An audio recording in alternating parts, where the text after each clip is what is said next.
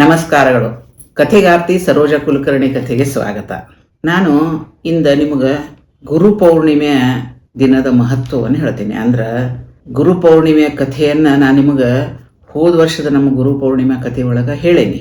ಅದನ್ನು ನೀವು ನನ್ನ ವಿಡಿಯೋದಾಗ ನೋಡ್ಬೋದು. ಅದ್ರಾಗ ನಾನು ವೇದವ್ಯಾಸರು ಏನಿದ್ರು ಅವರ ಜನ್ಮದಿನವನ್ನು ಅವತ್ತು ಆಚರಣೆ ಮಾಡೋ ಸಲುವಾಗಿ ಗುರು ಪೌರ್ಣಿಮೆ ಮಾಡ್ತೀವಿ ಅಂತ ಹೇಳಿ ಅವರ ಹಿನ್ನೆಲೆಯನ್ನು ಹೇಳಿ ಅವ್ರ ಕಥೆಯನ್ನು ಹೇಳಿದ್ದೆ.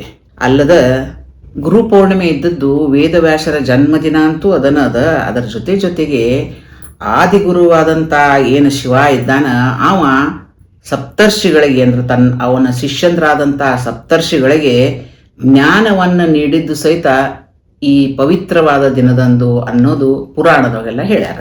ಗುರುಗಳಿಲ್ಲದಂಥ ಜೀವನ ಏನಂದ್ರೆ ನಾವಿಕನಿಲ್ಲದ ನಾವಿದ್ದಂಗೆ. ಅಂದ್ರೆ ದೋಣಿ ನಡ್ಸಾವ ಇಲ್ದಂಥ ದೋಣಿ ಒಳಗೆ ನಾವು ಕೂತ್ರ ತೇಲಿ ಹೋಗ್ತೀವೋ ಮುಣುಗ್ತೀವೋ ದಡ ಮುಟ್ತೀವೋ ಅನ್ನೋದು ಯಾರಿಗೂ ಅಂದ್ರೆ ಅದು ಊಹಿಸ್ಲಿಕ್ಕೂ ಸಾಧ್ಯ ಇಲ್ಲ. ಅಂದಮೇಲೆ ಅದಕ್ಕೆ ನಮಗೆ ನಾವು ಹುಟ್ಟಿದಾಗಿನಿಂದನೂ ಎಲ್ಲ ಹಂತದೊಳಗೂ ಎಲ್ಲ ಬೆಳವಣಿಗೆಯೊಳಗೂ ನಮಗೆ ಗುರುಗಳು ಬೇಕೇ ಬೇಕು. ನಮಗೆ ಗುರಿ ಇರೋದು ಜೀವನದಲ್ಲಿ ಎಷ್ಟು ಮುಖ್ಯನೋ ಅಷ್ಟೇ ಗುರು ಇರೋದು ಮುಖ್ಯ. ಅಂದ್ರೆ ಮುಂದೆ ಗುರಿ ಇರಬೇಕಂತ ಹಿಂದೆ ಗುರು ಇರಬೇಕಂತ. ಹಂಗೆ ಗುರುವಿನ ಮಹತ್ವ ಪ್ರತಿಯೊಂದು ಜೀವನದ ಹಂತದಲ್ಲೂ ನಮ್ಗೆ ಇರ್ತದೆ. ಈ ಗುರು ಪೌರ್ಣಿಮೆಯನ್ನು ನಮ್ಮ ಹಿಂದೂಗಳು ವೇದವ್ಯಾಸರ ಜನ್ಮದಿನ ಅಂತ ಆಚರಣೆ ಮಾಡಿದ್ರೆ ಒಂದೊಂದು ಧರ್ಮದವರು ಒಂದೊಂದು ರೀತಿ ಆಚರಣೆ ಮಾಡ್ತಾರೆ. ಅಂದ್ರೆ ಗುರು ಪೌರ್ಣಿಮೆಯನ್ನು ಬೌದ್ಧ ಧರ್ಮದವರು ಹೆಂಗೆ ಆಚರಣೆ ಮಾಡ್ತಾರೆ ಅನ್ನೋದನ್ನು ನಾನು ಇವತ್ತು ಹೇಳ್ತೀನಿ. ಬೌದ್ಧ ಧರ್ಮದ ಅನುಸಾರವಾಗಿ ಇದರ ಆಚರಣೆ ಏನದ ವಿಶೇಷವಾಗಿ ಉತ್ತರ ಪ್ರದೇಶದಾಗ ಸಾರಾನಾಥ್ ಅಂತದ. ಅಲ್ಲೇ ಈ ಬೌದ್ಧ ಧರ್ಮದ ಗುರುಗಳಾದಂಥ ಬುದ್ಧರು ಏನು ಮಾಡಿದ್ರಂದ್ರೆ ಅವತ್ತಿನ ದಿವಸ ಆ ಬುದ್ಧ ಗುರುಗಳು ಬೌದ್ಧ ಧರ್ಮದ ಗುರುಗಳು ತಮ್ಮ ಉಪದೇಶವನ್ನು ಅಂದ್ರೆ ಧರ್ಮೋಪದೇಶವನ್ನು ಅವರು ಈ ಸಾರಾನಾಥದಾಗ ಮೊದಲ ಸರಿ ತಮ್ಮ ಧರ್ಮೋಪದೇಶವನ್ನು ಇಲ್ಲಿ ನೀಡಿದ್ರು. ಅದು ಗುರು ಪೌರ್ಣಿಮೆಯ ದಿನ ನೀಡಿದ್ರು ಅನ್ನೋದಕ್ಕೆ ಅವರು ಅವತ್ತಿನ ದಿವಸ ಗುರು ಪೌರ್ಣಿಮೆಯನ್ನು ಅಂದ್ರೆ ಬುದ್ಧನಿಗೆ ವಿಶೇಷವಾಗಿ ಪೂಜೆ ಸಲ್ಲಿಸಿ ಮಾಡ್ತಾರೆ. ಬೌದ್ಧರು ಏನು ಮಾಡ್ತಾರಂದ್ರೆ ಉಪೋಷತವನ್ನು ಆಚರಿಸ್ತಾರೆ. ಅಂದ್ರೆ ಈ ದಿನದಂದ ಗುರು ಪೌರ್ಣಿಮಾ ದಿವಸ 8 ನಿಯಮಗಳನ್ನು ಪಾಲನೆ ಮಾಡ್ತಾರೆ. ಮತ್ತು ಅದರ ಜೊತೆಗೆ ಜುಲೈನಿಂದ ಅಕ್ಟೋಬರ್ ತನಕನೂ ಬರೋ ಅಂಥ 3 ಏನು ಹುಣ್ಣಿಮೆಗಳವ ಸತತವಾಗಿ ಅಂದ್ರೆ 3 ತಿಂಗಳ ತನಕನೂ ಈ ದಿನದಿಂದ ಪ್ರಾರಂಭ ಮಾಡ್ತಾರೆ. ಗುರು ಪೌರ್ಣಿಮೆಯಿಂದ ಮುಂದೆ 3 ಹುಣ್ಣಿಮೆ ತನಕನೂ 3 ತಿಂಗಳ ತನಕನೂ ಇದನ್ನು ಅವರು ಕಟ್ಟುನಿಟ್ಟಾಗಿ ಪಾಲನೆ ಮಾಡ್ತಾರೆ. ಆಮೇಲೆ ಇವರು ಗುರುಗಳೇನಿರ್ತಾರಲ್ಲ ಅಂದ್ರೆ ಬೌದ್ಧ ಸನ್ಯಾಸಿಗಳಿರ್ತಾರಲ್ಲ ಅವ್ರು ಏನು ಮಾಡ್ತಾರಂದ್ರೆ ಈ 3 ತಿಂಗಳ ಒಂದೇ ಸ್ಥಳದಾಗ ತಮ್ಮ ವಾಸ್ತವ್ಯವನ್ನು ಹೂಡ್ತಾರೆ. ಅಲ್ಲದನ ಏನು ಮಾಡ್ತಾರೆ ಸರ್ವೇ ಸಾಮಾನ್ಯವಾಗಿ ಬೌದ್ಧ ಸನ್ಯಾಸಿಗಳೇನು ಮಾಡ್ತಾರಂದ್ರೆ ಅವೇನು 3 ತಿಂಗಳು ಇರ್ತಾರಲ್ಲ ಒಂದ ಕಡೆ ಅದನ್ನು ದೇವಸ್ಥಾನಗಳಲ್ಲಿ ವಿಶೇಷವಾಗಿ ಇರೋದು ಅವರು ದೇವಸ್ಥಾನಗಳಲ್ಲೇ ಇರ್ತಾರೆ. ಆಮೇಲೆ ಅದ್ರ ಜೊತೆಗೆ ಆ 3 ತಿಂಗಳ ಅವರು ತಪಸ್ವಿಗಳಂತೆ ಬದುಕ್ತಾರೆ. ಅದನ್ನ ಅಂದ್ರೆ ಆ ಬೌದ್ಧ ಸನ್ಯಾಸಿಗಳನ್ನ ಗುರುಗಳಂತೂ ಪೂಜೆ ಮಾಡೋ ಅಂಥ ಸರ್ವೇ ಸಾಮಾನ್ಯ ಬೌದ್ಧ ಧರ್ಮದವರು ಸಹಿತ ಆ 3 ತಿಂಗಳ ಅತೀ ಅಂದ್ರೆ ಏನೂ ಕೆಟ್ಟ ಕೆಲಸಗಳನ್ನ ಮಾಡಂಗಿಲ್ಲ. ಆಮೇಲೆ ಅಂಥ ರೀತಿ ಅಗ್ದಿ ನಿಯಮಬದ್ಧವಾಗಿ ಆ 3 ತಿಂಗಳನ್ನ ಪಾಲನೆ ಮಾಡ್ತಾರೆ. ಈ ಗೌತಮ ಬುದ್ಧ ಈ ಬೌದ್ಧ ಧರ್ಮದ ಗುರು. ಆ ಗೌತಮ ಬುದ್ಧಗ ಜ್ಞಾನೋದಯ ಏನಾತು ಅವ್ರ ಗೌತಮ ಬುದ್ಧನ ಕಥೆನೂ ಒಂದ್ಸಲ ನಿಮ್ಗೆ ಇನ್ನೊಂದು ವಿಡಿಯೋದಾಗ ಹೇಳ್ತೀನಿ. ಜ್ಞಾನೋದಯ ಏನಾತು ಗೌತಮ ಬುದ್ಧಗ ಅವಾದ್ರ ನಂತರ ಸುಮಾರು 5 ವಾರಗಳ ನಂತರ ಅವ್ರು ಏನು ಮಾಡಿದ್ರಂದ್ರೆ ಒಂದು ಸಾರಾನಾಥಕ್ಕೆ ಹೋದರು. ಅಲ್ಲಿ ಅವರಿಗೆ ಮುಂದೆ ಒಂದು ಋಷಿ ಪಟ್ಟಣಕ್ಕೆ ಬಂದು ತಮ್ಮ 5 ಸಹಚರರಿಗೆ ಧರ್ಮವನ್ನು ಬೋಧಿಸಿ ಅವರಿಗೆ ಧರ್ಮ ಪ್ರಚಾರ ಮಾಡ್ರಿ ಅಂತ ಹೇಳಿ ಕಳಿಸ್ಕೊಟ್ರು. ಒಂದು ಸಲ ಏನಾತಂದ್ರೆ ಈ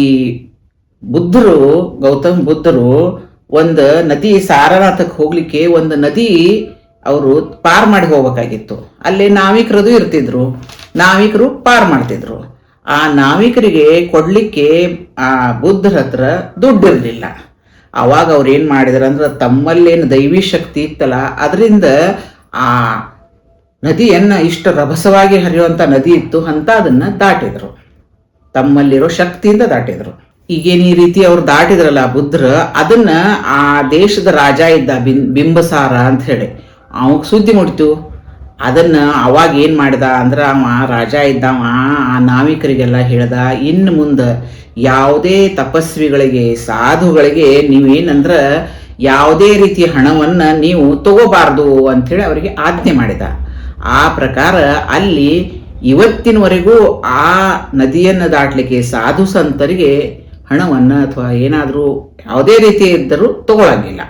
ಅದರ ಜೊತೆಗೆ ಏನಾತಂದ್ರೆ ಈ ಗುರು ಪೌರ್ಣಿಮೆಯ ದಿನಾನ ಭಿಕ್ಷುಕ ಸಂಘದ ಸ್ಥಾಪನೆ ಆಯ್ತು. ಅಂದ್ರೆ ಬೌದ್ಧ ಧರ್ಮದಾಗ ಈ ಭಿಕ್ಷುಕ ಸಂಘ ಅಂತ ಒಂದಿರ್ತದ್ರಿ, ಅದರ ಸ್ಥಾಪನೆ ಕೂಡ ಅವರು ಗುರು ಪೌರ್ಣಿಮಾ ದಿವಸನ ಆತು ಅನ್ನೋದು ವಿಶೇಷ ಅದ. ಆಮೇಲೆ ಈ ಗುರು ಪೌರ್ಣಿಮೆಯ ದಿವಸ ಏನಾಗ್ತದಂದ್ರ ಆಧ್ಯಾತ್ಮಿಕ ಶಕ್ತಿ ಮತ್ತು ಗುರುವಿನ ಅನುಗ್ರಹ ಅಗ್ದಿ ಹೆಚ್ಚಿರ್ತದ.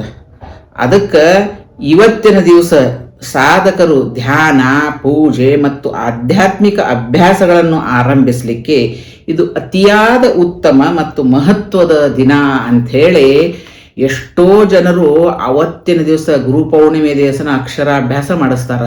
ವಿಶೇಷವಾಗಿ ಏನಾದರೂ ತರಬೇತಿಗಳನ್ನು ಮತ್ತೇನು ಪ್ರಾರಂಭ ಮಾಡಿದ್ರೆ, ಇವನ್ ಉದ್ಯೋಗಗಳನ್ನ ಸಹಿತ ಪ್ರಾರಂಭ ಮಾಡಿದ್ರೆ ಎಷ್ಟೋ ಜನ ಗುರು ಪೌರ್ಣಿಮೆ ದಿವಸ ಗುರುವಿನ ಆಶೀರ್ವಾದ ಶುರು ಮಾಡಿದ್ರೆ ನಮ್ಮ ಎಲ್ಲಾ ಥರದ ನಾವು ಯಶಸ್ಸನ್ನು ಕಾಣಬಹುದು ಅಂತ ಅವತ್ತಿನ ದಿವಸ ಪ್ರಾರಂಭ ಮಾಡೋದು ಸರ್ವೇ ಸಾಮಾನ್ಯವಾಗಿ ಎಲ್ಲಾ ಪ್ರದೇಶಗಳಲ್ಲಿ ರೂಢಿ ಒಳಗದೆ.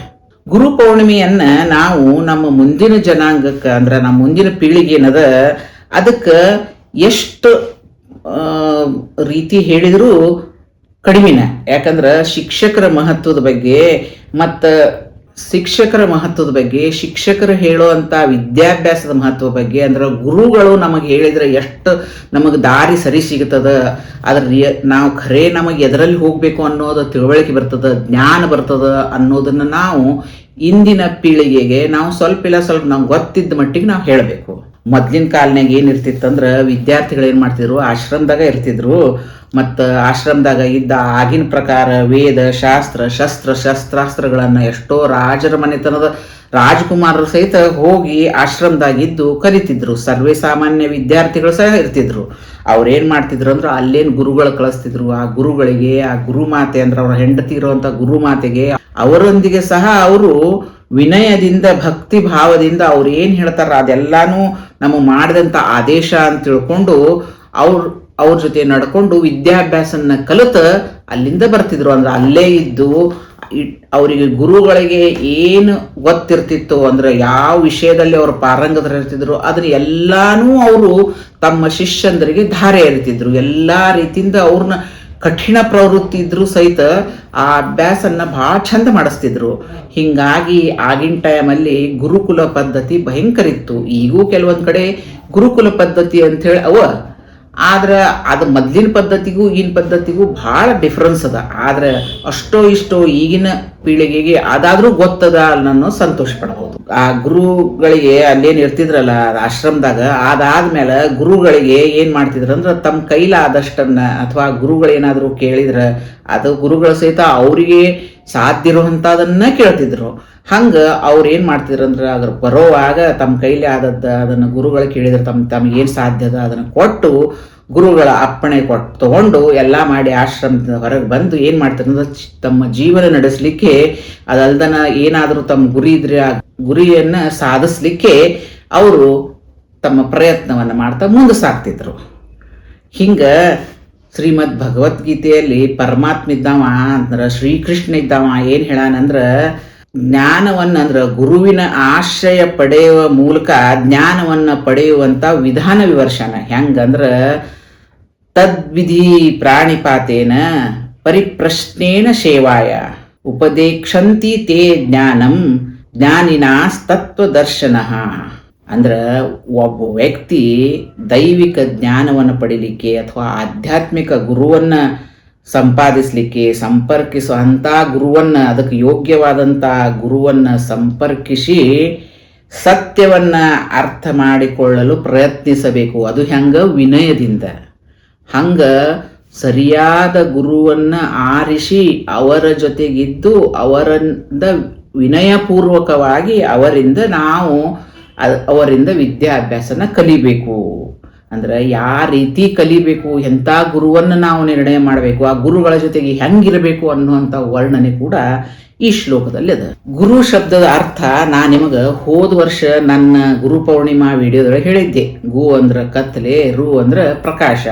ಹಂಗೆ ಕತ್ತಲೆಯಿಂದ ಓಡಿಸಿನ ಪ್ರಕಾಶ ಬೆಳಕನ್ನು ಕೊಡೋ ಅದರ ಅರ್ಥ. ಗುರು ಅನ್ನೋದು ಸಂಸ್ಕೃತ ಶಬ್ದ. ಋಕಾರಸ್ಥ ನಿವಾರಕ ಅಂಧಕಾರ ನಿರಾಸತ್ವಾತ್ ಗುರುರಿತ್ಯಭಿಧೀಯತೆ. ಅಂದ್ರೆ ಅಂಧಕಾರವನ್ನು ಅಂದ್ರೆ ಅಜ್ಞಾನವನ್ನು ನಮ್ಮಿಂದ ದೂರ ಮಾಡುವಂಥ ವ್ಯಕ್ತಿ, ಅಜ್ಞಾನವನ್ನು ಹೋಗಲಾಡಿಸುವಂಥವನ ಅಂದ್ರೆ ಗುರು ಅಂತ ಅರ್ಥ.